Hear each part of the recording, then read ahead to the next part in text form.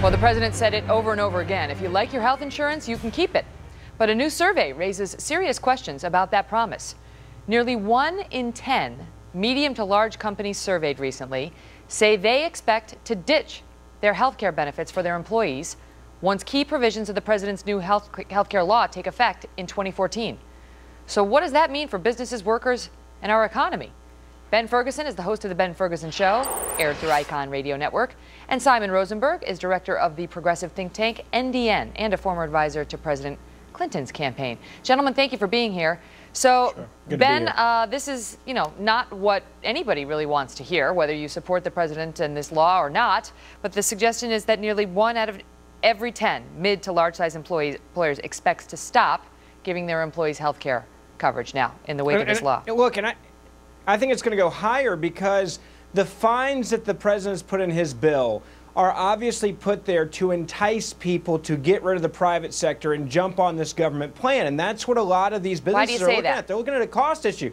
Well, you can pay the fine, and it's probably going to be less expensive to the company than it would be if you offer private insurance. And so a lot of small businesses right now that are already penny pitching, I mean, you know how big of a deal it is to have benefits as an average American out there. You need health insurance. And if they can get it from the government for cheaper than what it costs them on their bottom line, pay a little fine, you're going to have government health care for everybody. I'm a small business guy, and you look at that bottom line, and a lot of Americans are going to be forced to be on a government plan, even though the president said, oh, you can keep your own. Look, if it's too expensive, guess what? You're going to government plan whether you like it or not, and that's sad for America. And yet, Simon, do you think employers are really going to do that? Because that's compensation. I mean, that's part of your deal. You're going to have a lot of unhappy employees if they go ahead and do that.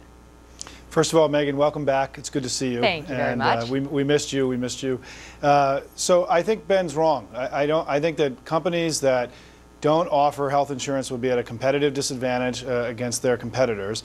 I think the fines are going to be substantial. Even this survey showed that only 8%, 1 out of 12 companies are even thinking about it right now. And I think that, look, what we know about this health care plan is that it's not going to be perfect. There are going to be things that we know that it's going to cut healthcare costs and it's going to cover more people, but over the next 10 to 15 years, there are going to have to be tweaks. And if too many companies are opting out, then that will have to be addressed. But I don't think it's as big a problem as Ben is saying. Companies that don't offer their own health insurance will be at an incredible competitive disadvantage to other companies that don't offer health insurance. But that makes intuitive sense, Ben. That makes intuitive sense. But the question, I guess, is that, unfortunately, is that no longer the reality in this economy? That you can't, you can't be a beggar can't be a chooser, in other words. Look at how many people are unemployed right now. That's part of the big X factor of this. Look at how many people have not been getting raises, in fact, have been taking cuts in pay and benefits. There is a lot of leverage in the private sector right now with employees. You don't have the same ability to walk into your office anymore, your boss, and say, hey, I deserve a good raise right now because I've been good. A lot of people are in this situation where they feel like they're just lucky to have a job. And if an employer says, look, health care is getting too expensive, this is a great way for them to kind of wipe their hands of the situation, go, good news is you're still going to have this government plan that Obama gave you. And a lot of citizens are going to say, I still got a job and I'm happy with that. It's an easy out with the fine for these companies to get away from it and save a little cash. And that's not what the system should have done to give everybody really good health care. And I blame the president for it. Simon, to what extent? What should we have done? Let me just throw a couple numbers at you, Simon, and I want to get your response. So it's nearly 1 in 10 mid to large-sized employers say they expect to stop offering health care. Another 20% said that they're unsure what they're going to do. But my question to you is, to what extent, Simon, do you think these are just ticked-off employers who don't like the law, who, when given a survey, say, no, I'm ending the whole thing, but when push comes to shove, they're not going to do it? I don't think we really know what's going to happen. I mean, let's just be fair about this. What we do know is that way too many people in the United States today don't have health insurance, and health care is too expensive for everybody. It's going up too much now. This new plan is going to cut costs in health care and expand coverage to more people. Yeah, but those are just talking points that in support of the law. This is what I'm trying to get you to focus on. And the Congressional Budget Office says that's not true. No, but I mean, if the employers are going to start cutting our health care coverage, people are going to get upset.